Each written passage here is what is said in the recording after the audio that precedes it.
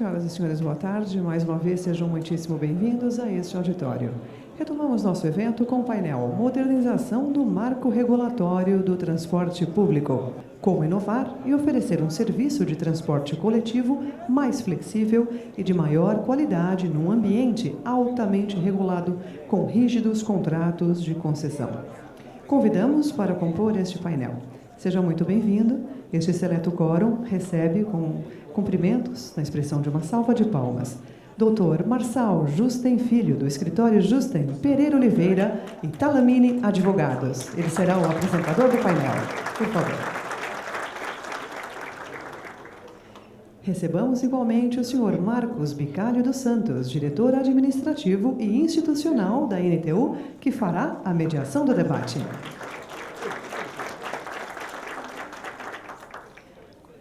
Com os nossos cumprimentos, vamos agora receber os debatedores do painel. Seja bem-vindo, Dr. Fernando Borges, presidente da Comissão de Mobilidade e Transporte Público da OAB Federal.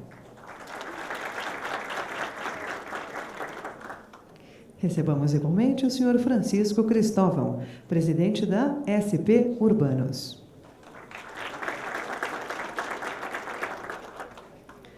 Mais uma vez nós informamos que as senhoras e os senhores da plateia podem enviar perguntas para o palestrante e debatedores por meio do aplicativo Seminário NTU 2019.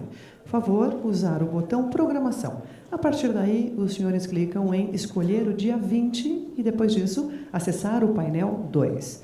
E para dar início aos trabalhos, passo imediatamente a palavra ao senhor Marcos Bicalho dos Santos, que irá mediar este painel.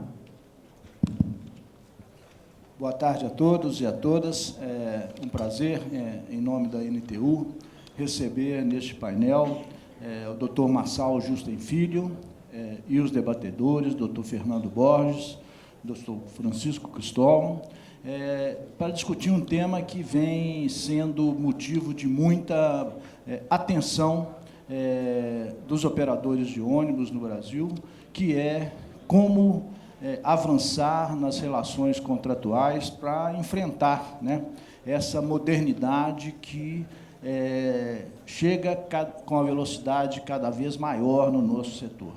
Esse tema foi, inclusive, motivo de algumas colocações no painel da manhã, quando tivemos depoimentos sobre a dificuldade que o nosso setor tem de acompanhar a velocidade dessas transformações que estão ocorrendo na modalidade urbana no mundo inteiro e também no Brasil.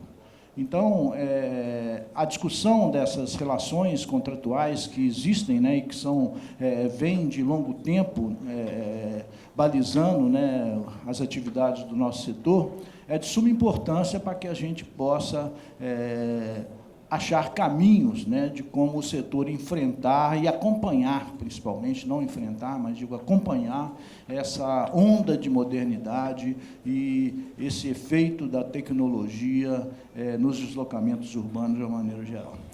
Eu gostaria de, neste momento, passar a palavra ao Dr. Marçal, que vai nos brindar com uma apresentação sobre esse tema, que é de suma importância para que a gente possa discutir o futuro do nosso setor. Doutor Marçal, por favor.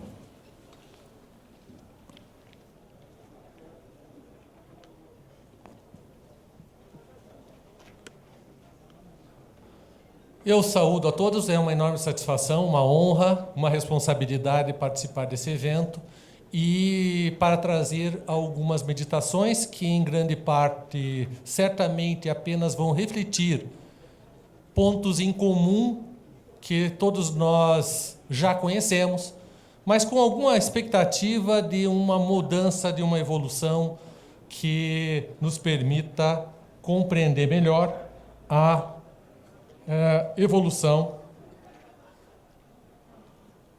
que nós enfrentamos.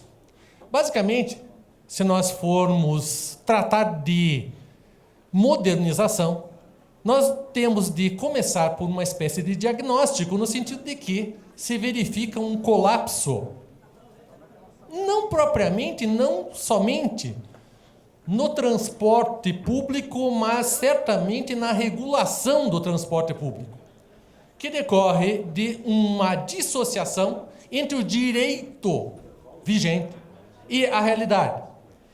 A dinâmica da realidade distanciou-se do direito de um modo muito rápido, e não que isso não tenha sido diagnosticado a tempo. Basicamente, nós temos uma evolução tecnológica num ritmo cada vez mais intenso. Alguém dizia, se algo funciona, é obsoleto.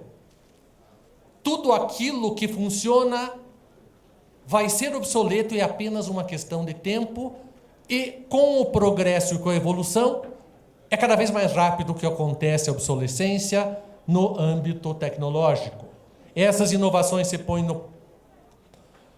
no tocante, inclusive aos transportes, sobre as diferentes variáveis que nós podemos imaginar, desde o veículo até o controle, até a plataforma tecnológica e assim por diante. E isso vai ser extremamente agravado, essa dissociação entre realidade e regulação, a partir do instante em que se torna viável conjugar os recursos da internet e o transporte. Nesse momento nós temos uma ruptura radical do ritmo de evolução do direito e do ritmo de evolução da realidade. E o problema é que os institutos jurídicos, as soluções normativas que são desenvolvidas e consagradas são do início do século XX. Elas já eram velhas quando eu nasci, para vocês terem uma ideia de como isso é antigo. Isto é do início do século XX. O modelo de serviço público que nós conhecemos, muito embora com algumas atualizações, se reporta ao início do século XX, das primeiras décadas do século XX, que também plasmaram os conceitos de concessão e permissão, que são conceitos muito clássicos, muito tradicionais, e com um remendo nessa regulação, que é a figura da autorização, que ninguém bem sabe o que é, ninguém sabe muito perfeitamente o que é uma autorização, e ela acaba tendo conteúdo variável de acordo com as circunstâncias, e, portanto, nós temos uma decorrência que é a constatação da realidade. Em primeiro lugar, a proliferação dos clandestinos, e eu utilizei entre aspas para evitar algum tipo de crítica por expressão pejorativa. Estou dizendo clandestinos no sentido de serem figuras à parte da disciplina regulatória formal. Essas figuras se encontram tanto no setor do operador quanto no setor do usuário. Nós temos clandestinos transportando e clandestinos sendo transportados fora do sistema formal jurídico. Nós temos a proliferação dos aplicativos, os mais variados, que oferecem as mais diversas alternativas, os mais diversos modos de produzir a atividade básica de transporte urbano, interurbano e, eventualmente, até de transporte coletivo. Isso leva a uma confusão muito relevante que, nos dias de hoje, está no centro das discussões, que é aquela que envolve o transporte individual e o transporte coletivo. Nós temos, então, diante de nós, uma vocação do transporte individual a transformar-se em transporte coletivo, senão vice-versa também. E a inviabilização econômica do serviço público e das delegações. De modo genérico, todo esse cenário chega a um ponto de ruptura com a inviabilização operacional, econômica, técnica do serviço público tal como conhecido e das modalidades das figuras de delegação existentes. Qual é a perspectiva de modernização? E agora eu vou começar um exercício imaginário, dizendo, eu, como operador do direito, vejo o que como solução para o futuro? Qual seria a modelagem jurídica viável para enfrentar esse modelo, essa realidade, essa situação concreta. Então, eu não estou defendendo necessariamente uma bandeira, mas eu estou cogitando de soluções de modernização jurídica. Primeiramente, a reconfiguração do Instituto de Serviço Público. Ou seja, não é possível que nós mantenhamos a concepção clássica de serviço público nesse mundo tal como ele hoje existe. Ou seja, nós vamos ter de supor que aquela concepção clássica de serviço público, em que o Estado era titular do serviço, decorria da inviabilidade da exploração econômica com recursos efetivamente privados de um determinado tipo de atividade indispensável à sociedade. Essa era uma situação, energia elétrica, por exemplo, saneamento, por exemplo, transporte público, por exemplo, em que não havia forma, modo de isso ser financiado integralmente pela iniciativa privada. Essa situação acabou. Essa situação acabou porque os recursos privados foram sendo acumulados em condições de produzir investimento em montante superior ao disponível pelo poder público. E, portanto, é plenamente viável a exploração de atividades de qualquer ordem, inclusive aquelas que eram serviço público. O problema que se põe é o do serviço universal, o serviço prestado em igualdade de condições para todos os possíveis usuários, em todos os lugares e em todos os tempos, em todos os momentos do dia. E a questão do clássico, a clássica expressão norte-americana, em inglês, cherry picking, que indica a escolha pelo operador das atividades que dão lucro apenas.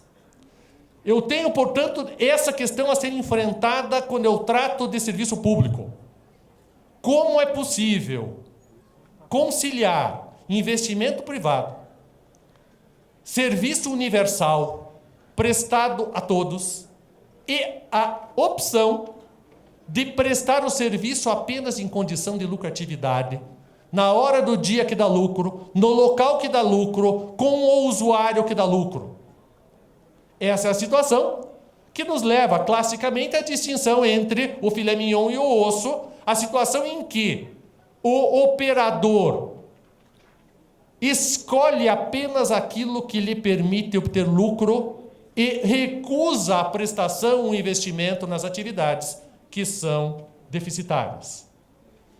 Essa é uma questão que envolve a garantia de oferta das utilidades em igualdade de condições para a generalidade das pessoas. Ou seja, este é o grande desafio da ideia de serviço público. Na maior parte dos países, essa questão foi... Obviamente, o conceito de serviço público é um conceito que não é universal. Nós sabemos, não existe o conceito propriamente de serviço público no direito anglo-saxão. O conceito de serviço público, tal como nós o conhecemos, basicamente tem uma configuração francesa. Mas mesmo na União Europeia, há uma tendência constante à superação do conceito de serviço público pela substituição da ideia de obrigação de serviço público. Você vai dizer, mas o que significa isso? Significa que eu não tenho mais uma atividade de titularidade do Estado. Não tenho mais uma atividade que é monopolizada pelo Estado, mas eu tenho uma atividade em que o particular que desempenha tem obrigação de prestar, de um modo permanente e contínuo, aquela atividade para todos os possíveis interessados. E, portanto, o sujeito que quer desempenhar certa atividade, ele não é um prestador de serviço público, ele não é um delegatário, ele é um explorador privado que tem obrigação de serviço público. Essa é uma circunstância que tem sido verificada já, eu dou um exemplo, nos terminais de uso privado portuários, em que o sujeito é obrigado a prestar de modo contínuo a todas as pessoas em igualdade de condições. Mas mais intensamente se verifica isso na telefonia celular. A telefonia celular não é, no direito brasileiro de hoje, um serviço público. É uma atividade econômica privada, aberta à exploração segundo as regras de direito privado, mas em que o operador da telefonia celular tem obrigação de serviço universal. É vedado a ele discriminar entre os diversos consumidores, ele é obrigado a prestar de um modo intenso e amplo todas as utilidades, tal como se fosse serviço público, só que não é serviço público. É uma obrigação de serviço público. O que acarretaria a eliminação das delegações de serviço público. Isto é algo radical. O sujeito vai prestar o serviço de acordo com um conjunto de obrigações sem estar vinculado a uma delegação, o que significa a eliminação, inclusive, das prerrogativas extraordinárias da administração pública. O particular perde em garantia, porque não é mais a ele assegurado formalmente, por exemplo, a intangibilidade da equação econômico-financeira da concessão. Ele vai competir no mercado com o preço que lhe for possível praticar. Em compensação, são eliminadas as prerrogativas de intervenção do Estado no tocante ao desempenho da atividade, e a exploração se faz sem limite de prazo. Ou seja, o sujeito vai praticar enquanto ele conseguir se manter no mercado. É óbvio que isso não significa eliminar a participação do Estado. Qual é a grande modernização que se pode cogitar no tocante a serviços públicos na área de transporte? A preservação da competência regulatória, de tal modo que os preços sejam fixados em condição de mercado, tal como se faz em diversos setores, por exemplo, transporte aéreo, por exemplo, energia elétrica na geração, a observância obrigatória de condições mínimas de qualidade de serviço, com a severa repressão à competição que não seja respeitosa a essa garantia. A flexibilidade na prestação do serviço. Ainda que eu tenha serviço universal, eu tenho flexibilidade no tocante às condições da prestação do serviço. E certamente, o único modo disso tudo funcionar é com livre competição. O acesso ao mercado, a eliminação dos monopólios significa, inclusive, dos monopólios estatais, a eliminação da exclusividade, a não ser quando essa exclusividade seja indispensável e necessária, porque a inviabilidade de prestar o serviço universal em regime de competição, essa é uma questão puramente econômica, e a redução da assimetria regulatória. O que significa isso? Significa isso que hoje em dia há uma assimetria regulatória, porque tem dois grandes grupos de operadores dentro do sistema. Tem os operadores que prestam serviço público e tem os demais. Os operadores que prestam serviço público, eles estão sujeitos a uma série de obrigações, deveres e limitações. Os operadores fora do serviço público não estão sujeitos a isso. E, portanto, eu tenho uma situação de competição assimétrica em que o custo não é o mesmo, em que os encargos não são os mesmos e o resultado prático é a inviabilidade de operadores que prestam serviço público competirem com os operadores que estão à margem do serviço público. A ideia é que nós vamos ter uma evolução do modelo regulatório, todos têm que estar sujeitos a regras uniformes, a sanções uniformes. E, por exemplo, como é possível nós trabalharmos, um exemplo jurídico, trabalharmos todo esse sistema com uma distinção de responsabilidade objetiva para o prestador de serviço público? A Constituição estabelece que, artigo 37, parágrafo 6º, que o prestador do serviço público, o concessionário, responde objetivamente pelos danos causados a terceiros. Como é possível aplicar essa regra para o sujeito que é concessionário e não aplicar para o sujeito que não é concessionário, estando eles atuando no mesmo espaço, no mesmo regime? E a efetiva repressão a práticas anticompetitivas que são destinadas a falsear a competição. Esse é um tema que o Brasil precisa evoluir muito. Bom, e o serviço universal? Como fica a questão? Nós temos atividades deficitárias E temos de ter solução necessária para isso. Difundiu-se no mundo uma expressão que é a uberização da atividade econômica. A uberização da atividade econômica é uma expressão utilizada para indicar a aplicação de recursos do setor privado somente para atividades que dão lucro. Essa uberização significa que as atividades necessárias à satisfação de necessidades coletivas essenciais, ela não é obtida num regime uberístico, digamos assim, sem nenhuma crítica ao Uber, estou só relatando algo que é evidente. Num regime uberístico, elas não são satisfeitas, essas necessidades, porque elas não dão lucro. E, portanto, ninguém presta. E, portanto, o sujeito fica sem serviço.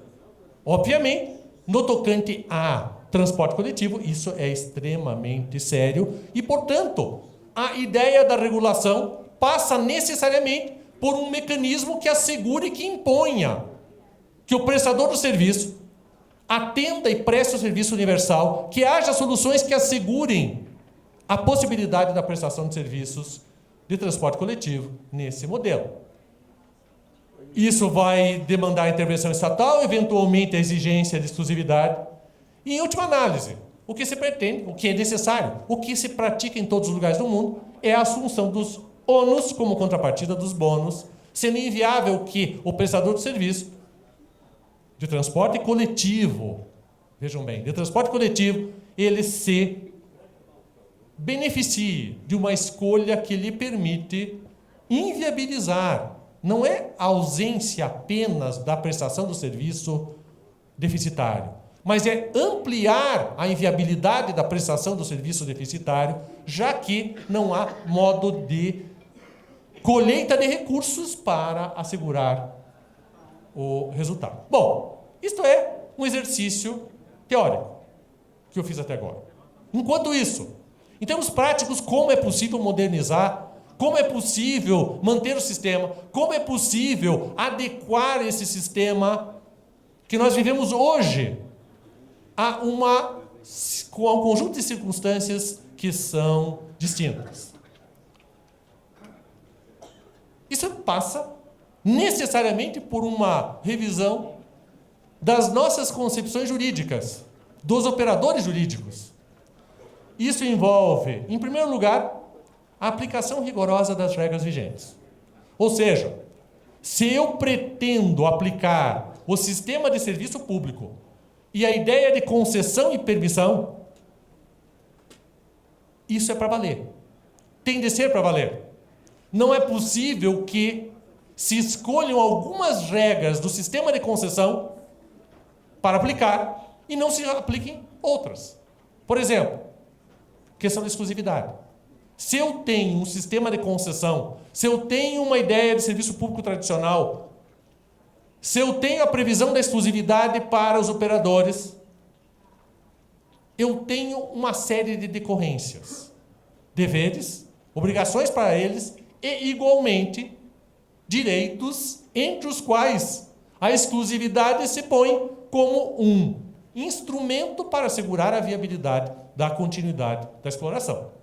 Ou seja, isto é algo que alguns têm compreensão, alguns reguladores têm compreensão.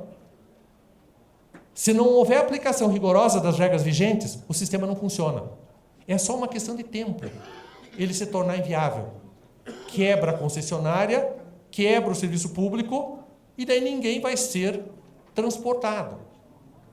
A aplicação rigorosa das regras é uma condição indispensável para a sobrevivência do sistema.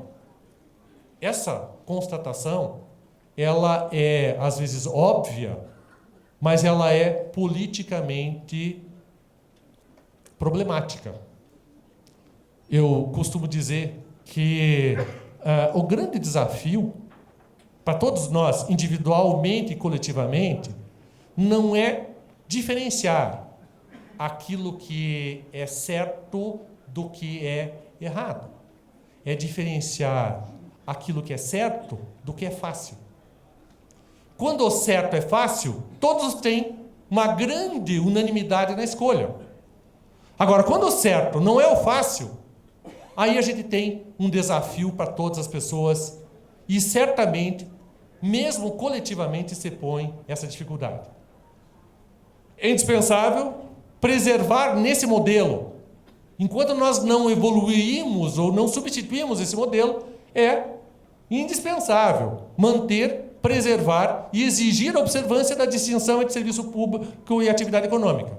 Ou seja, o que é serviço público? É transporte coletivo.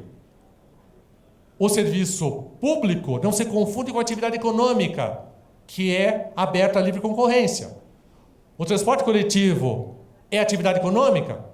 Não. De acordo com a Constituição, ele não é atividade econômica, a não ser que haja uma modificação legislativa, ele continua sendo serviço público. E, portanto, a grande dificuldade é aplicar a lei. E o contrato? Isso envolve a efetiva observância das regras de exclusividade e a efetiva proteção à equação econômico-financeira do serviço público delegado. Isso significa a observância das condições previstas, consagradas no momento inicial da outorga, desde o instante da licitação, com as regras que foram previstas para assegurar a equivalência entre os direitos e os encargos, entre as vantagens e as desvantagens que foram assumidos pelo delegatário, com a preservação disso em face de eventos extraordinários, supervenientes e imprevisíveis, ou se previsíveis, de efeitos insuscetíveis de impedimento, e que compreende, inclusive, os atos do poder público. Mas envolve também, vejam, até aqui o que eu estou dizendo é o seguinte, em última análise, o que eu estou dizendo é, enquanto a gente não tem um novo modelo, a única solução é observar rigorosamente o modelo existente. O que eu estou dizendo é, cumpra-se a lei, cumpra-se o contrato. Se nós vamos adotar um novo modelo, vamos substituir essas regras, mas enquanto isso não acontece, nós temos de assegurar que essas circunstâncias sejam preservadas. No entanto, há uma pluralidade de outras circunstâncias que devem ser observadas. E isso envolve a flexibilização de algo que era tradicional, não porque tivesse sido reputado como necessário, mas simplesmente porque era o costume. Ou seja, nós temos diante de nós um problema de força de tradição, de força de mecanismos de repetição na mente humana que não fazem sentido dentro da regulação. Uma das questões fundamental para assegurar a ampliação da eficiência, a capacidade de oferta de serviço de qualidade superior e, eventualmente, com preços mais reduzidos. A ampliação da autonomia do delegatário. Não é possível que o delegatário seja subordinado a submeter e aguardar uma decisão da autoridade reguladora para qualquer coisa que ele pretenda fazer. Essa é uma situação que é incompatível com a exigência básica de eficiência. Se há uma circunstância que torna marcante a evolução tecnológica no setor, como em todos os demais setores, é a exigência de eficiência. A exigência de eficiência significa, em última análise, que entre diversas soluções possíveis, seja adotada aquela que dá melhor rentabilidade aos recursos econômicos, que torna mais baixo o custo e mais elevada a qualidade. E isto depende da autonomia do delegatário. E, portanto, é indispensável que o delegatário tenha a possibilidade de adotar soluções que são, inclusive, demandadas pela sociedade, tal como variação eventual de horários, variação de rotas, variação do tipo de veículo a ser utilizado, sem que seja possível, seja racional, seja eficiente, como eu dizia, supor que cada tomada de decisão na exploração do serviço dependa de uma manifestação prévia da autoridade reguladora, a qual desconhece as circunstâncias e tem a tentação enorme a negar tudo. porque este acaba sendo o modelo da atividade administrativa, dizia um jurista, dorme bem o agente público que rejeita todos os pedidos. Ele não precisa se preocupar em ser responsabilizado. Então, você formula um pedido, o sujeito nega. Você formula outro pedido, o sujeito nega. Ele nega tudo. Isto não resolve o problema da administração, não resolve o problema do Brasil, não resolve o problema de ninguém. Não, resolve o problema. Resolve o problema do sujeito que denega. Ele não tem problema com os órgãos de controle. Portanto, essa é uma questão fundamental que tem a ver com o modelo regulatório brasileiro. Esse modelo regulatório necessita uma ampliação da autonomia do delegatário, com a incorporação de novas estratégias, de novas tecnologias, obviamente. Ou seja, não tem sentido você supor que o mundo vai girar em torno da telefonia celular. Tudo o que nós fazemos, de algum modo, tem a ver com a telefonia celular nos dias de hoje. E isso vai ficar pior. Quando entrar em funcionamento a telefonia de 5G, que é algo que se prevê para o Brasil dentro de 4 anos, nós teremos uma intensificação radical da relevância da telefonia celular na nossa vida como um todo. E, portanto, é insano imaginar que nós vamos continuar a ter um modelo de prestação de serviço público e transporte coletivo que não incorpore todos os aplicativos ou algum aplicativo que não permita ao particular identificar quando ele pode ser transportado, qual o horário que ele vai poder encontrar o veículo e assim por diante. E todas as soluções e muitas outras que nós nem conseguimos direito imaginar, essas virão. E certamente uma questão fundamental é a obrigatoriedade da adoção de estudos de impacto regulatório, de estudos de impacto econômico. Ou seja, não é possível que o Estado brasileiro continue tomando decisões que afetam a prestação de serviços públicos e a exploração de atividades econômicas sem ter noção da dimensão dos efeitos que isso vai produzir.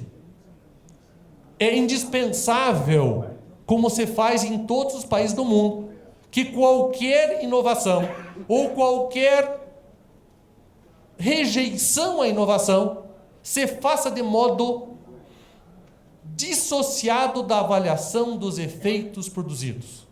Não é possível que alguém diga, olha, então agora a gente vai estabelecer a obrigatoriedade de ar-condicionado dentro dos veículos. Quanto custa isso? Qual o reflexo disso? Não, mas é bom ter ar-condicionado dentro dos veículos. É necessário. As pessoas se sentem mal sem ar-condicionado. Claro.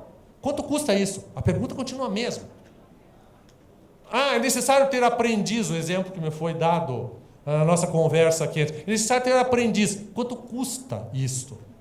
Essa é a pergunta fundamental quando nós estamos diante de uma atividade econômica e o serviço público tem essa dimensão econômica. Não é admissível que, no Brasil, tal como nós vivemos, seja viável, seja válida, seja admissível pela comunidade a adoção de decisões que não estão fundadas em um estudo de impacto econômico. Em conclusão, sob um certo ângulo, nós temos diante de nós a exigência da superação dos nossos modelos mentais. Eu não quero ser um coach, que é a figura na moda, né? Alguém dizia, recebi uma mensagem no WhatsApp, 70% da população que é coach. Agora todo mundo é coach. Então, eu não sou um coach para dizer, olha, o problema é que você, dentro de você mesmo, se autolimita e você tem de superar isso. Não estou dizendo isso. Estou dizendo que, efetivamente, no âmbito do direito e no âmbito da regulação, uma das dificuldades mais marcantes é a tentativa de manter essa concepção, essa ideia de que, em 1920, o Conselho de Estado francês decidiu alguma coisa e, portanto, criou uma decisão, uma jurisprudência que vai ser para todo sempre. Nós temos 2 tipos de posturas que são radicalmente inadequadas. Nós temos o saudosismo, aqueles que ficam pensando, como as coisas hoje estão todas erradas, no passado que era bom, e a gente vai poder voltar ao passado. Não, a gente não vai voltar ao passado. É simples. Percamos as esperanças, quem tem esperança de que o passado foi bom. Não vai voltar a ser assim. Ou aqueles que têm uma visão de utopia. No futuro, nós teremos o self-driven car, o carro autodirigido, e vai ser tudo bom, daí não vai ter mais nenhum problema. Não, não vai ser tão bom assim. Não é uma maravilha, até porque o futuro não chegou ainda. Nós temos de viver o presente, e essa circunstância significa a necessidade de nós enfrentarmos o que existe hoje. Isto envolve a adequação dos institutos jurídicos aos novos tempos. Não adianta, com todo respeito aos órgãos de controle, não adianta de querer estabelecer um modelo de 1990 e ficar regulando as atividades de hoje em dia, tomando em vista paradigmas que não são mais existentes. Ou imaginando que o planejamento resolve tudo, tal como se fosse possível conhecer o futuro. E isso envolve também a superação de amarras formalistas, tais como, cá entre nós, se tem algo que tem feito, dado problema no mundo brasileiro, é a bendita da vinculação ao instrumento convocatório, que impede que você introduza adequações que preservem o espírito do contrato, ainda que envolvam inovação. Essa é uma situação surreal, porque se invoca a vinculação ao edital para impedir inovações, mas se ignora a vinculação ao edital quando se trata de aplicar pura e simplesmente o contrato.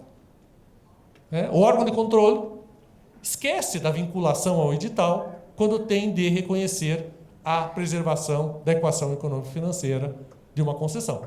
Ele lembra quando você diz, não, mas vamos tentar alterar a rota, vamos tentar alterar o número de veículos, a idade do veículo. Não pode, porque o edital disciplinava de modo distinto. Ou seja, nós temos uma postura que é andar de costas em direção ao futuro, quando todos nós temos compromissos com os valores essenciais. Nós temos um compromisso, efetivamente, com aquilo que é importante para o Brasil, que é crescer e atender e satisfazer os direitos fundamentais para assegurar a dignidade de todos. Muito obrigado.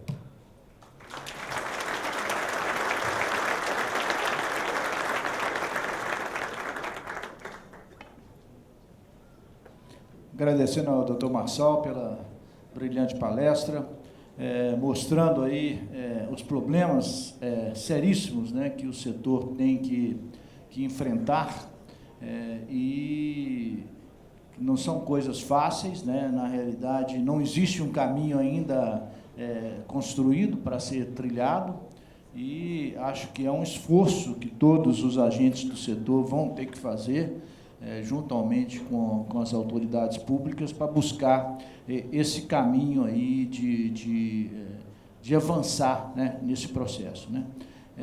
Eu gostaria de aproveitar para informar que nós estamos recebendo aqui, pelo aplicativo aí do seminário, as perguntas da plateia, e logo em seguida a gente vai poder passá-las ao nosso palestrante. Eu vou passar a palavra agora ao Francisco Cristóvão, presidente da SP Urbanos, porque São Paulo teve recentemente um grande processo licitatório, e nós tínhamos uma perspectiva muito grande, uma expectativa muito grande de avançar um pouco nas relações contratuais da principal capital brasileira, e que isso pudesse servir de modelo para as outras cidades do nosso país. E eu gostaria que o Cristóvão pudesse falar um pouco sobre o que se conseguiu de novo, o que se conseguiu avançar em termos de flexibilização dos contratos nesse último processo licitatório da cidade de São Paulo.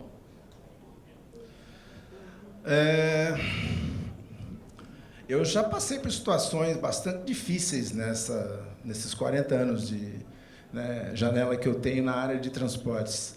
mas eu acho que fazer comentários a respeito da apresentação que o professor Marçal fez é uma das que eu vou colocar no meu currículo como o maior desafio que eu enfrentei até hoje. Eu diria, isso me fez lembrar, professor, com todo respeito, uma história que, salvo o melhor juízo, é atribuída ao Rui Barbosa, que parece que ele um dia pegou um cidadão no quintal da casa dele tentando roubar um pato, e aí ele se referiu à situação, ao pato e ao delinquente com um linguajar tal que depois que ele terminou a intervenção dele, o ladrão disse assim: mas afinal, doutor, eu posso ou não posso levar o pato? Então, mutatis mutandis, o que eu estou querendo dizer é o seguinte: eu aqui estou modestamente na situação de dizer assim, depois dessa apresentação que o senhor fez, se a nossa licitação for liberada, né, amanhã pelo Tribunal de Justiça lá de São Paulo, eu vou dizer assim: doutor, eu posso ou não posso assinar aquele contrato? Né, porque eu acho que o senhor fez aqui uma apresentação que nos dá a real dimensão da necessidade de um marco regulatório, muito menos para que a gente possa ter um manual de leis, procedimentos e normas a ser seguido, mas que nos possibilitaria fazer uma verificação de toda essa legislação vigente e a legislação necessária que nós precisamos ter daqui para frente para poder enfrentar, né, esses novos desafios que são colocados para a prestação do nosso serviço de transporte coletivo urbano de passageiro nas cidades do Brasil todo, né, tendo que lidar com as tecnologias que aparecem a cada dia, a melhor forma de fazê-lo, do ponto de vista do operador, mas também do ponto de vista do poder concedente. Eu acho que a sua apresentação, para mim, remete a uma condição do seguinte: é muito complexo esse aparato legal, né, que embasa os processos licitatórios e depois, pior do que isso, a própria gestão dos contratos de concessão e permissão, né? Então, essa é uma colocação inicial que eu faço e agora respondo diretamente à colocação que o Bicalho fez. Infelizmente, né, na nossa licitação lá em São Paulo, eu acho que prevaleceu, e aí eu, né, faço referência a uma expressão usada aqui pelo professor, o saudosismo. Sabe? Foi muito mais... quem elaborou o edital, né, de licitação trabalhou muito mais voltado às costas para o futuro, né? Ou seja, esse assunto tem tamanha complexidade que é melhor eu lidar com aquilo que eu conheço do que imaginar que situações podem vir a acontecer de tal forma que o poder concedente tenha que ter esta ou aquela, né, atitude, e a mesma coisa acontecendo com o setor privado, né? Como lidar com, né, serviços complementares, que foi o máximo que nós conseguimos introduzir, né, no objeto da licitação. Eu tentei, a todo custo, né, convencer as pessoas o secretário, a diretoria da SP Trans e os próprios membros da comissão, quando tivemos a oportunidade de discutir com eles algumas questões, de deixar dentro de um conceito, me corrija se eu estiver errado, professor, que é o seguinte: o serviço público, o objeto é fixo, mas o conteúdo é variável. Aliás, o senhor fez, né, uso dessa expressão aqui na sua apresentação. Então, que o objeto fosse exatamente a delegação, por concessão, né, do serviço de transporte público, coletivo, urbano, de passageiro na cidade de São Paulo. 2 pontos. Certo? E aí, ser o mais amplo possível na parte né, do que compõe, né, essa delegação. Essa delegação se refere a que tipo de serviço? Porque eu acho que os técnicos que elaboraram o edital trabalharam muito mais dentro do conhecimento que eles tinham, né? Nos últimos 18 anos, que foi a vigência do contrato lá de São Paulo, o contrato de São Paulo tinha, né, 10 anos de vigência, podendo ser prorrogado por mais 5. Nós cumprimos os 10, os mais 5, já estamos, né, com mais... já ultrapassamos, inclusive, esses 5 anos, pela dificuldade de realizar uma licitação para a contratação desse serviço numa cidade complexa como é São Paulo, né? E com tudo o que aconteceu ao longo desses últimos 15 anos, se eu posso dizer. Lá em São Paulo surgiu essa questão do clandestino, que começaram como pirueiros que adquiriram veículos e foram eles próprios dirigir os veículos e transportar passageiros. De alguma forma, eles foram convidados a se organizar no modelo de cooperativas. Isso valeu por um tempo. Na última administração anterior, eles foram convidados a se transformar em empresa para que pudessem participar do processo licitatório, uma vez que já se sabia que não seria permitida a participação de cooperativas, e aí eles se transformaram em empresa. E hoje, só para vocês terem uma ideia, eles detêm 40% do mercado da cidade de São Paulo, do transporte urbano da cidade de São Paulo. Então, essa mudança toda, né, ela sugere, obviamente, né, que a gente devesse prestar muita atenção nas situações adversas, né, em todas as ameaças que os operadores tiveram e tiveram que sobreviver, né, na operação, na execução do seu contrato de concessão, né? Vocês imaginarem as dificuldades que aconteceram. Então, de alguma forma, a experiência vivenciada em São Paulo serviu, sim, para que o edital, só para vocês terem uma ideia, o sistema de São Paulo foi dividido em 3 níveis, né, o estrutural, a articulação e o atendimento local. Cada um desses editais tinha 10 mil páginas. Para cada um desses níveis, 10 mil páginas. Então, era um detalhamento muito grande, muito forte, mas dentro daquilo que os técnicos e responsáveis pela elaboração do edital conheciam. Eles estavam muito mais preocupados em disciplinar aquilo que conheciam do que deixar aberta a possibilidade de tanto o poder concedente como as empresas concessionárias se adaptarem às realidades, às necessidades que deverão acontecer ao longo da vigência desse contrato, que, diga-se de passagem, é o que está em discussão no Tribunal de Justiça, que é o prazo de vigência da concessão, né, que poderá ser de 10 anos mais 5 ou de 20 anos mais 1. Essa discussão é que levou a que o Tribunal de Justiça de São Paulo fosse instado a se manifestar, julgou inconstitucional, né, essa mudança de prazo, porque havia um vício de origem. Quem propôs isso foi o Legislativo, não o Executivo. E outra coisa, né, jabuti, às vezes até a gente entende que serve para alguma coisa, mas não para pegar um prazo de vigência da concessão, da lei, que é a base jurídica que sustentou todo o edital, pegar o prazo de vigência da concessão e jogar numa outra lei que não tinha nada com isso, aprovar essa outra lei, e a partir daí mudou-se o prazo de vigência dos contratos, né? Então, isso foi considerado pelo Tribunal de Justiça inconstitucional. E agora, amanhã, nós vamos ter aí um julgamento para ver se a gente consegue, de alguma forma, modular, é o termo técnico que eles estão usando lá em São Paulo, a decisão do tribunal, para que a gente possa aproveitar a licitação e não perder todo o trabalho que foi feito de anos, né, de elaboração do edital, de discussão, audiência pública enfim, Tribunal de Contas do município criando todo tipo de problema que vocês possam imaginar e assim por diante. Então, Bicalho, infelizmente, deixou essa licitação e o contrato que nós vamos ter aí por um período longo, deixou de nos possibilitar um mínimo de abertura para que a gente pudesse enfrentar situações que seguramente vão aparecer. Nós temos hoje, né, essas ameaças, aspas, né, que estão aí, da bicicleta, do Uber, do patinete, do Uber Juntos, do Buzzer, né, que é uma outra modalidade, mas isso já são coisas que estão no nosso dia a dia. E as outras que aparecerão? De novo, o professor citou, né, uma coisa que nós não temos ainda, que são os carros autônomos, que provavelmente virão, né, e que significarão, né, pessoas que hoje usam o transporte coletivo por ônibus, que passarão a usar esse tipo de transporte para realizar o seu deslocamento. E é, de novo, uma ameaça que deveria significar uma oportunidade.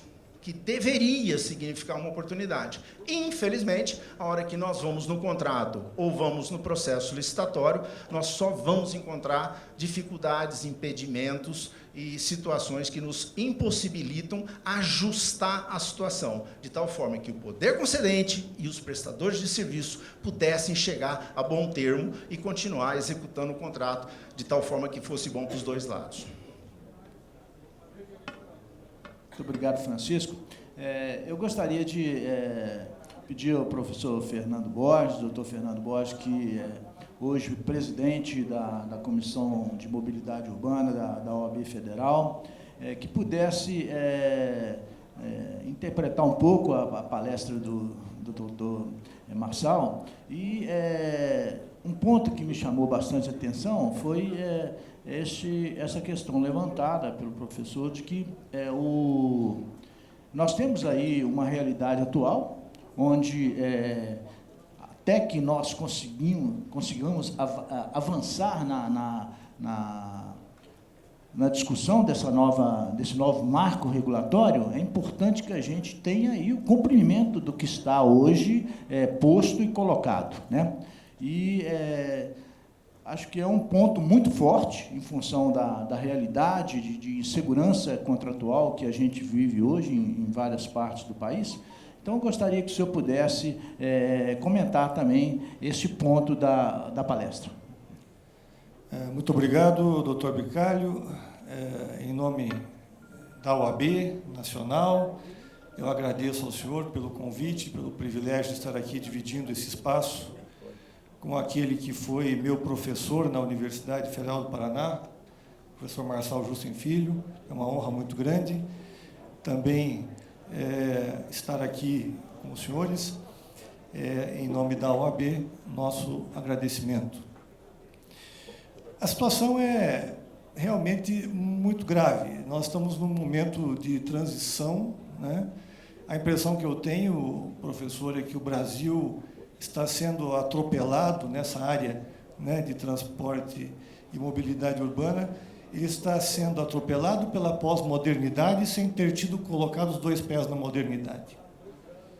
E aí, o que ocorre? Né? Nós temos esse fenômeno de Uber e outros congêneres no primeiro mundo também, né?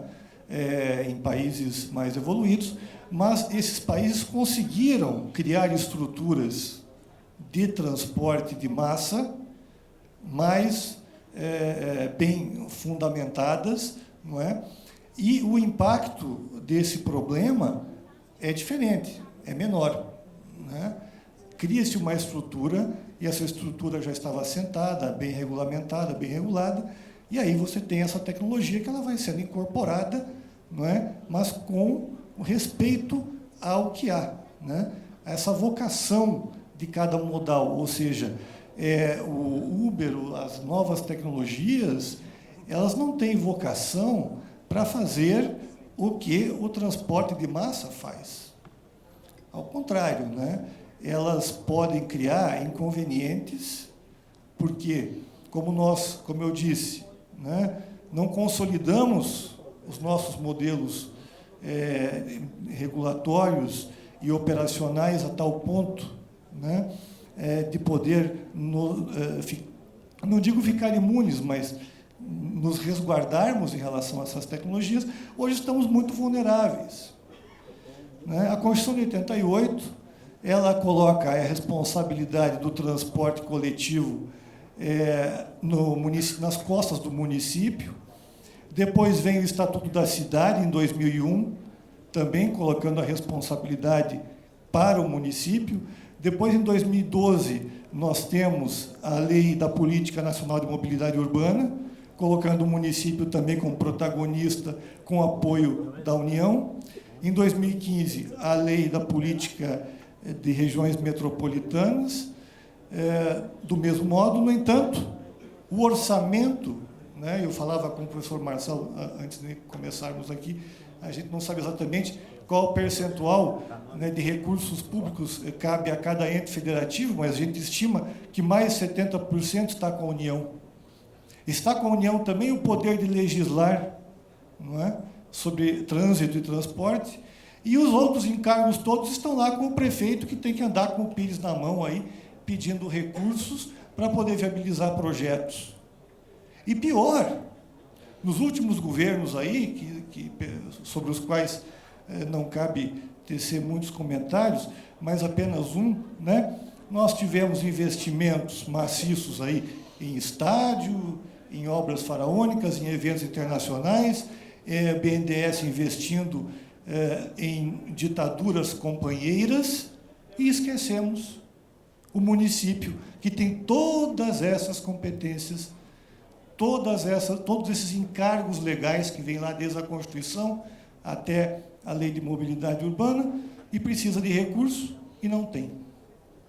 E aí agora vem as novas tecnologias atropelando, né, tudo isso, e pega o sistema regular de transporte coletivo urbano numa situação extremamente vulnerável. Por quê? Porque o administrador público também não cumpre contrato. E não cumprindo o contrato não atrai investidores, e nós estamos em meio a um ciclo vicioso da pior espécie. A verdade é essa, né?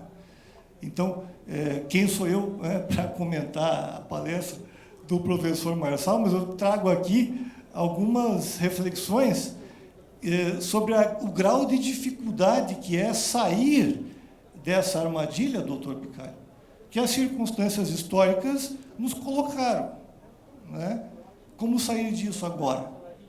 Né? Sem recurso, com empresas, com um ambiente de insegurança jurídica, com esses dilemas que a tecnologia nos traz e que não temos como negar, isso é inexorável, né? Então, como o setor vai sobreviver diante disso?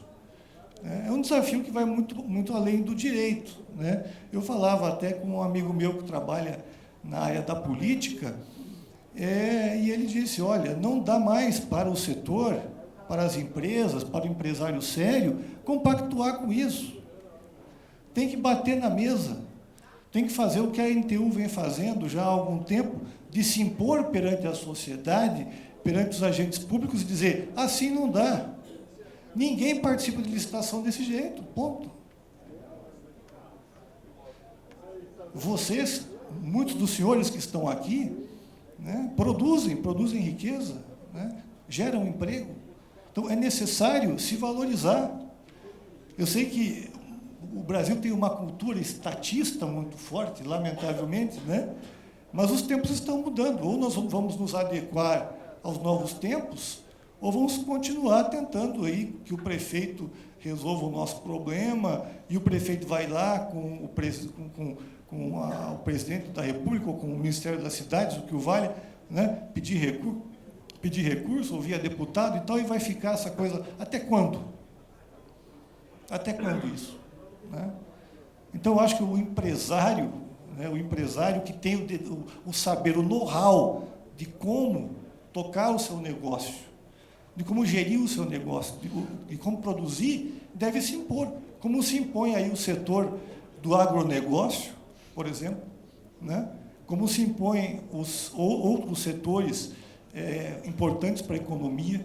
Eu acho que há uma necessidade de se refletir sobre isso, doutor Bicalho. Muito obrigado. Muito obrigado, doutor Fernando.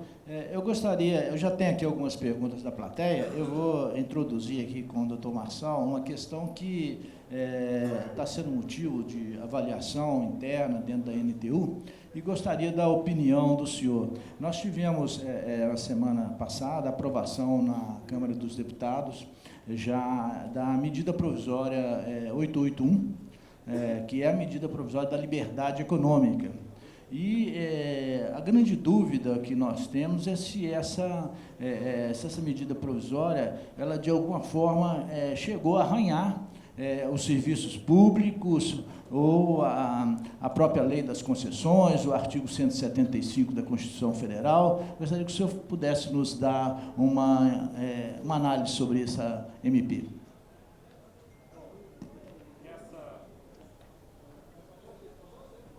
Essa é uma questão um pouco delicada, digamos.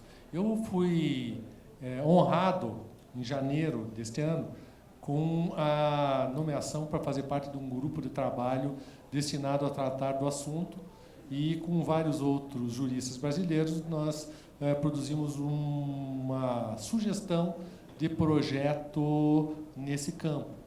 E a questão estava sendo encaminhada quando foi editada a medida provisória.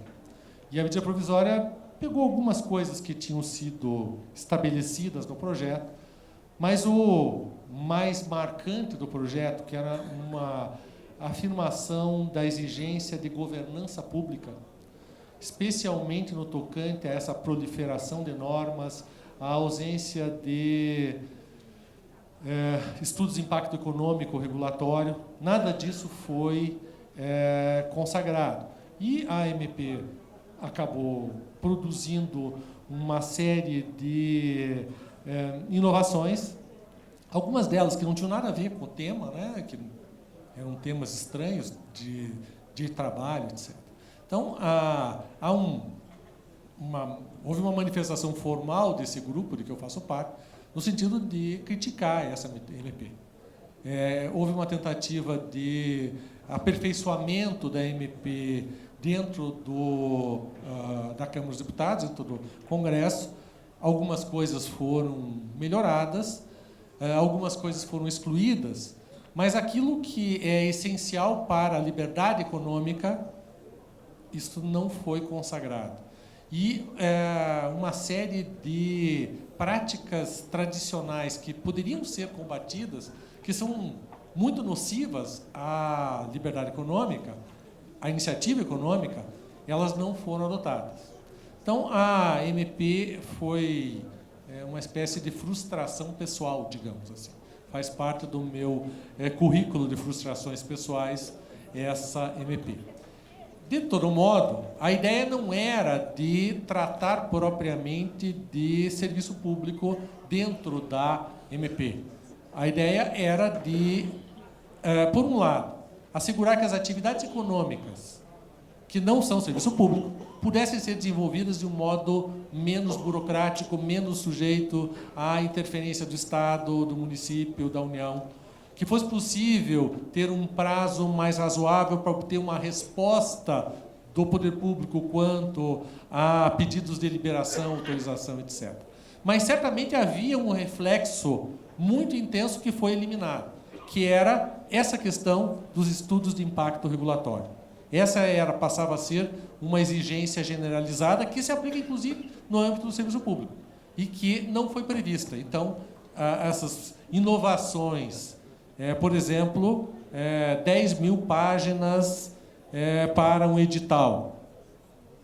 Isso é um despropósito. Cá entre nós, né? Que ninguém nos ouça. É um despropósito. Como é possível estabelecer uma regulação de uma atividade que se faz por meio digital com 10.000 páginas?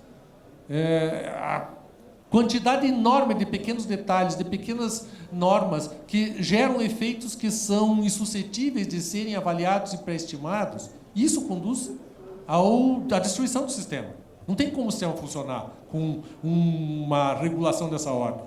E a ideia era, por exemplo, de que a cada período de tempo, cada autoridade reguladora, inclusive de serviço público, revisasse as suas normas, sob pena de elas perderem vigência, e justificasse as normas editadas como compatíveis com os objetivos nacionais, os objetivos de política pública e os estudos de impacto regulatório.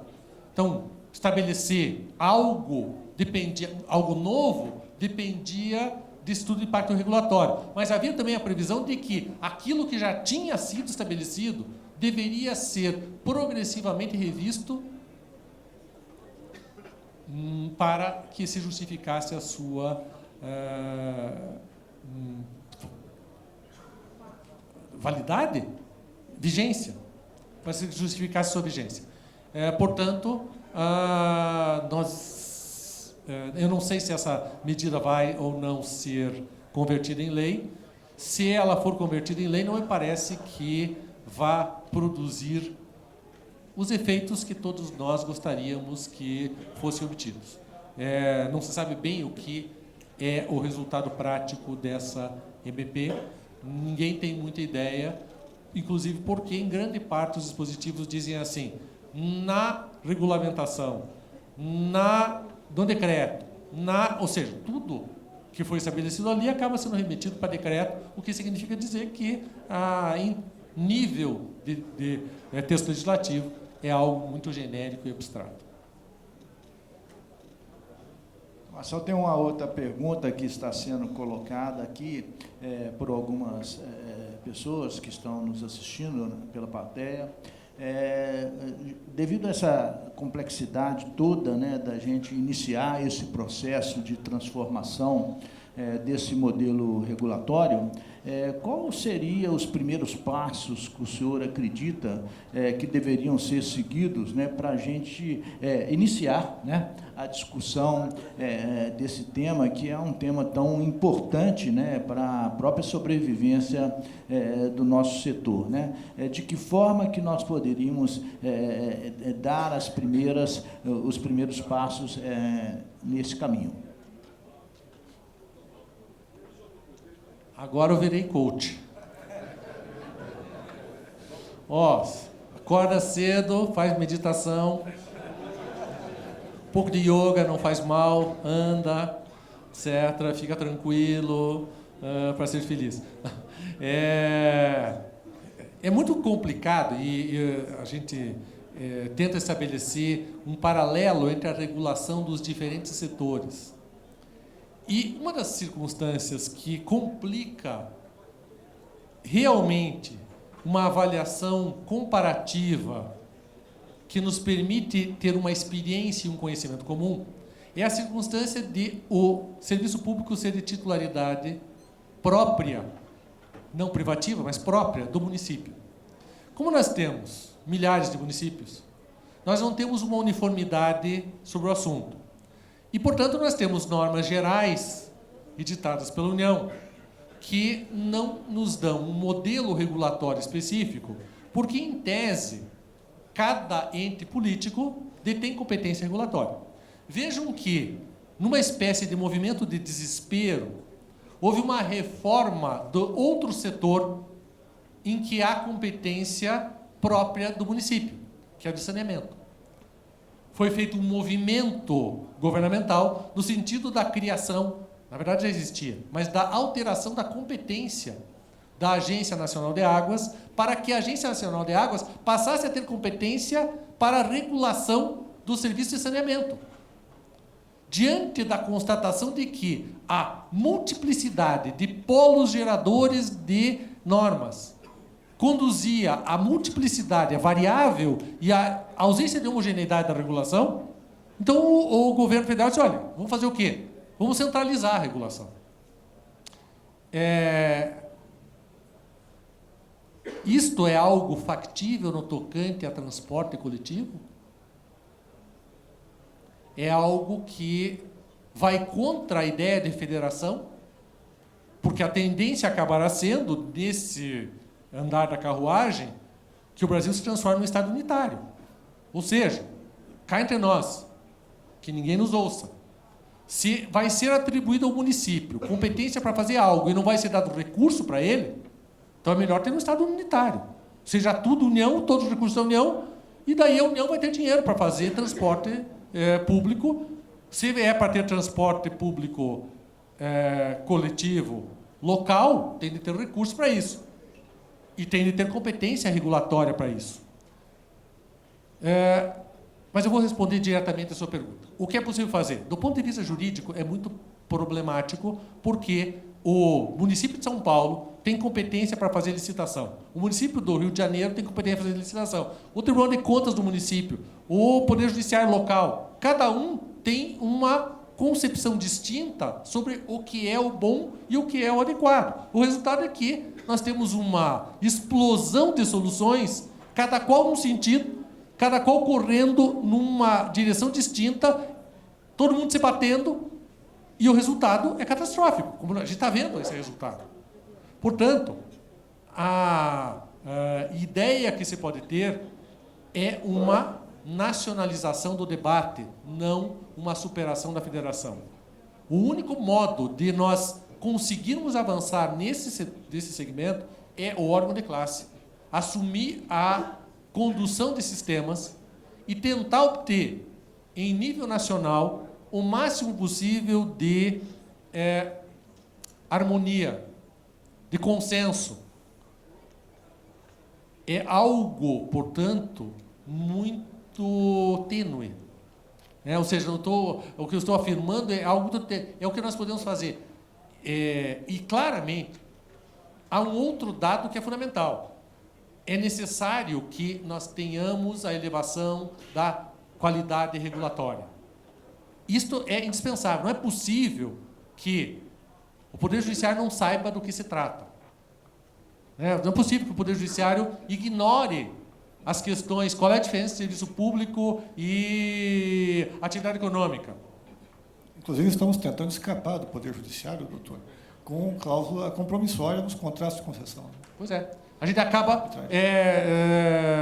entrando num outro cenário e é indispensável que haja uma efetiva qualificação, se é possível que nós tenhamos a multiplicidade de agências reguladoras municipais. Cada local vai ter uma agência reguladora, cada local vai estabelecer regulação. Qual uma das alternativas? Trata-se de estabelecer, portanto, padrões regulatórios que sejam homogêneos. Como assim? Por exemplo, a exigência, de novo, do estudo de impacto regulatório. Como condição de validade de qualquer decisão da autoridade local, ela tem que justificar, do ponto de vista econômico-regulatório, a decisão que ela toma. E avalia as consequências dessa sua decisão sob pena dela ser inválida.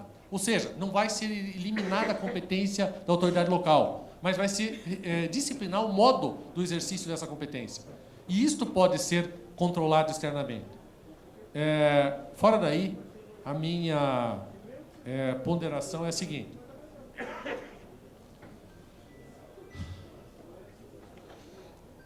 Talvez, efetivamente, a Federação Brasileira precise ser repensada. Tal como está, nós temos um modelo que gera uma insegurança jurídica infernal. Se cada município tem autonomia para fazer o que bem entende e age do jeito que bem entende, o resultado prático é esse que nós temos. Ou seja, como é possível ter segurança jurídica? Um município daqui decide assim, outro decide assado, um vai atrás, outro vai... E nós temos essa confusão jurídica que existe como realidade. Ou seja, são ponderações todas muito insatisfatórias. Mudar a Constituição, isso é inviável. Conscientizar as pessoas é o que está tentando fazer. Criar consenso, está tentando fazer. Mas não existe um meio concreto que você diga assim, olha, fica decretado no dia de hoje que vai ser assim. Não tem como. Muito obrigado. Realmente é complexo, né? Muito complexo. Bom, nós já estamos nos aproximando aí do horário de encerramento do painel. Eu gostaria de passar a palavra para o Cristóvão, para as suas considerações. Por favor.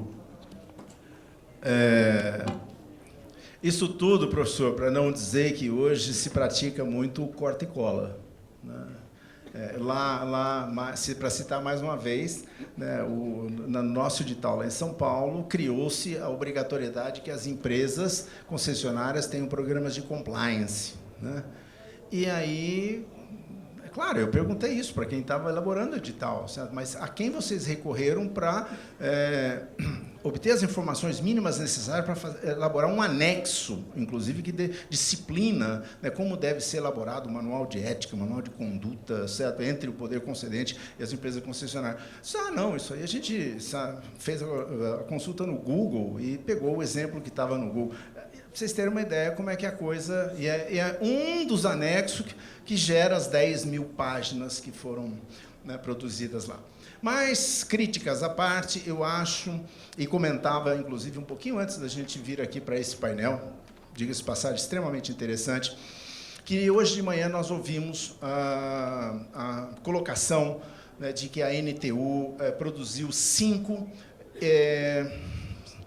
demandas, 5 itens, 5 assuntos que devem ser considerados extremamente relevantes para o setor doravante e que isso deve permear as discussões nos mais diversos fóruns, junto aos poderes executivo, legislativo, judiciário, né, que são, né, o investimento em infraestrutura, né, o financiamento da operação, né, formas de financiar a operação, a qualidade do serviço, a necessidade de melhorar a qualidade do serviço, o desenvolvimento social e a questão da transparência.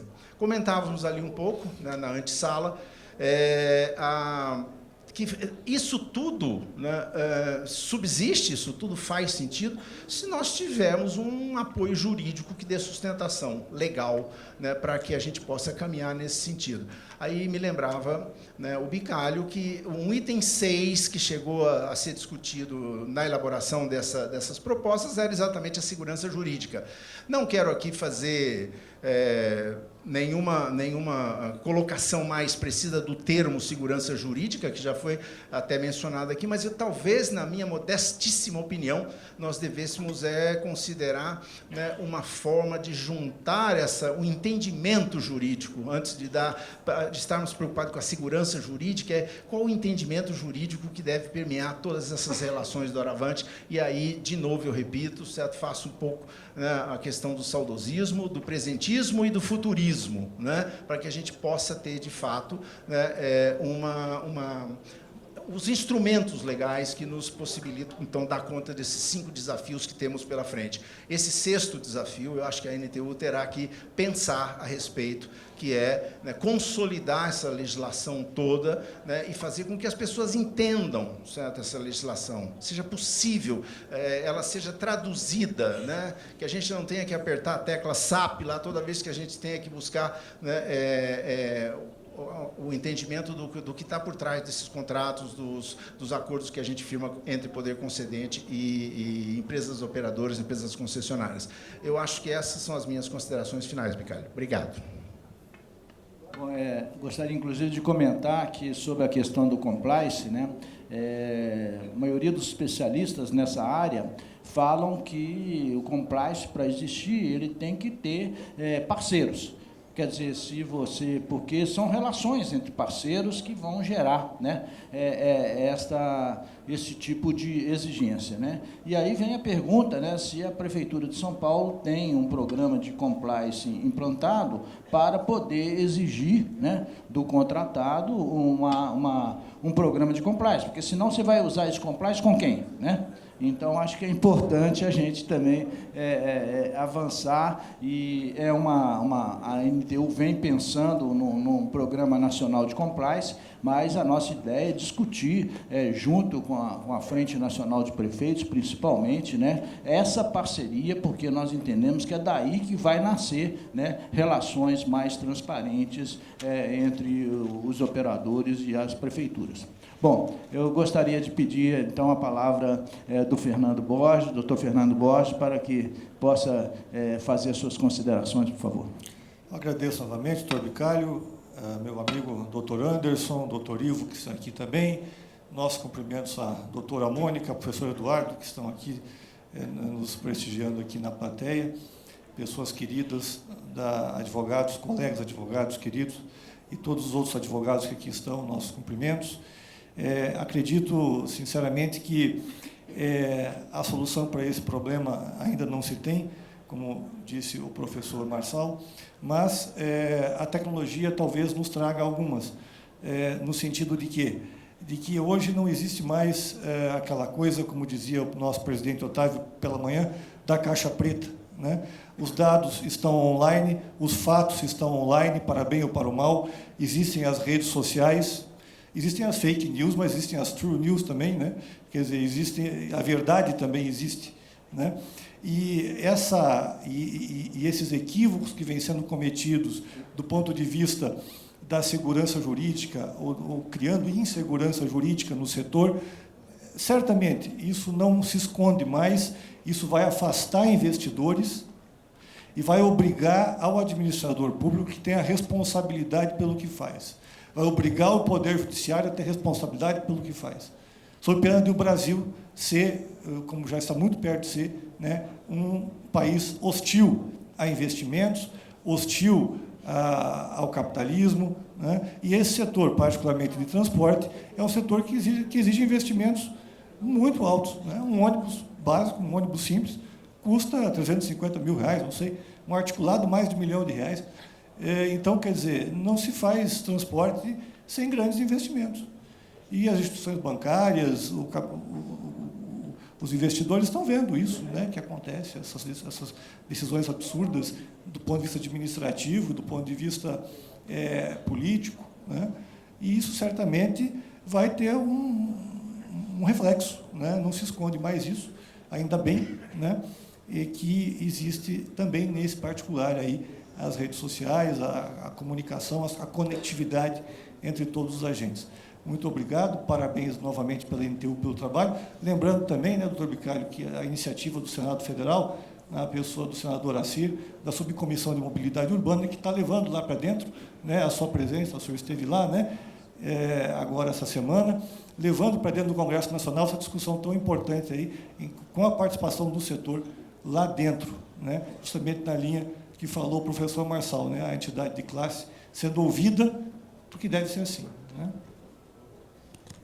Eu queria aproveitar esses minutos finais, porque estão vindo muitas perguntas aqui, e gostaria de aproveitar a presença do Dr. Marçal entre nós para colocar duas questões que a plateia está nos encaminhando. A primeira, doutor Marçal, é qual deve ser, né, a postura empresarial nos casos de não cumprimento de contratos de concessão, né? Nós temos debatido esse tema muito dentro do nosso setor, e a NTU vem firmando algumas posições sobre isso, mas gostaríamos de ouvir a opinião do senhor sobre a atitude, né, que o empresário concessionário ou permissionário de serviço deve ter nos casos de não cumprimento dos contratos existentes. E um outro ponto que também gostaríamos de aproveitar, apesar de não ter muito com o tema que estamos debatendo aqui, mas é uma pergunta que veio por 2 ou 3 vezes aqui, é a questão do transporte compartilhado, realizado por aplicativos, tipo Uber Juntos e 99 Compartilha, né? Se nós podemos considerar esse tipo de transporte como um transporte coletivo. Bom, duas perguntas difíceis. A primeira envolve uma questão empresarial e uma avaliação jurídica. Do ponto de vista jurídico, a minha ponderação é muito simples. Você deve adotar todas as providências necessárias à defesa dos seus direitos do modo mais direto possível e ordenar a sua conduta de modo a, eventualmente, no final das contas, apresentar à autoridade competente, administrativa ou judicial ou controladora, um pleito consistente, um pleito fundamentado, demonstrando a invalidade das decisões adotadas em face de um contrato. Portanto, a orientação jurídica é brigue. Defenda os seus direitos e interesses. Até porque a experiência é clara, e eu tenho trabalhado com transporte coletivo há muito tempo, eu nunca vi que as promessas de campanha fossem cumpridas com todo respeito aos diversos políticos que eventualmente estejam presentes, mas aqueles que eu conheci, os políticos que eu conheci, nenhum deles cumpriu promessa de campanha, dizendo que depois ia acertar. Não brigue agora, porque depois que eu for eleito, eu vou acertar a tarifa, eu vou cumprir o contrato, etc. e tal. Nunca vi. Portanto, pode ser que eu tenha levado azar, pode ser que tenha algum político que tenha cumprido, mas eu não vi isso. Portanto, essa situação coloca o empresário na avaliação discricionária da autoridade. E, portanto, como advogado, a minha ponderação é essa, tente encontrar o modo de defender, o melhor modo de defender os seus direitos. É claro que há aí uma avaliação empresarial estratégica, até que ponto vale brigar do ponto de vista econômico-financeiro no tocante a os efeitos negativos que isso possa ter. E essa é uma avaliação que não cabe ao advogado fazer, cabe ao empresário tomar a decisão. E, portanto, cabe ao advogado fornecer o melhor do seu trabalho e o melhor das suas informações. No tocante ao Uber Juntos, etc., a gente tem aí um ponto de conexão entre transporte individual e transporte coletivo. E a definição para os que têm conhecimento jurídico, você fala em conceito jurídico indeterminado. Você não tem um exato ponto que permita aritmeticamente, matematicamente, diferenciar as duas questões. E, portanto, nós precisaríamos, esse é um daqueles casos em que é necessária a regulação. A regulação dizer, isto é transporte coletivo e isto é transporte individual. Existem argumentos favoráveis à configuração de um transporte coletivo. O transporte solidário, no entanto, continua sendo visto como um transporte individual. Se eu, com meu vizinho, decidimos que vamos compartilhar um veículo para ir trabalhar, obviamente eu tenho transporte individual.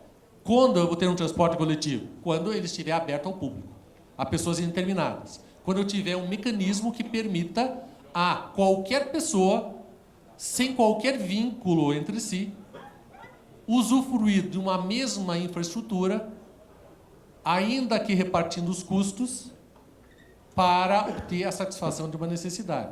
Portanto, a minha tendência é de dizer que no instante em que você desenvolve um aplicativo que permite a conjugação de interesses entre pessoas distintas, sem um vínculo efetivo, subjetivo entre elas, mas que se põe apenas como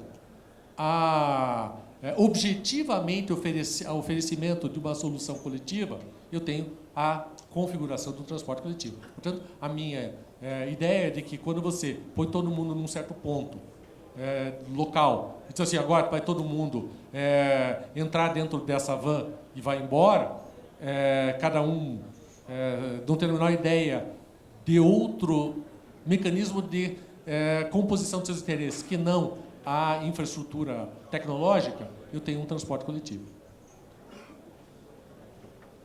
Muito bem, eu queria agradecer os participantes desse painel, achei que foi muito construtivo, muito interessante.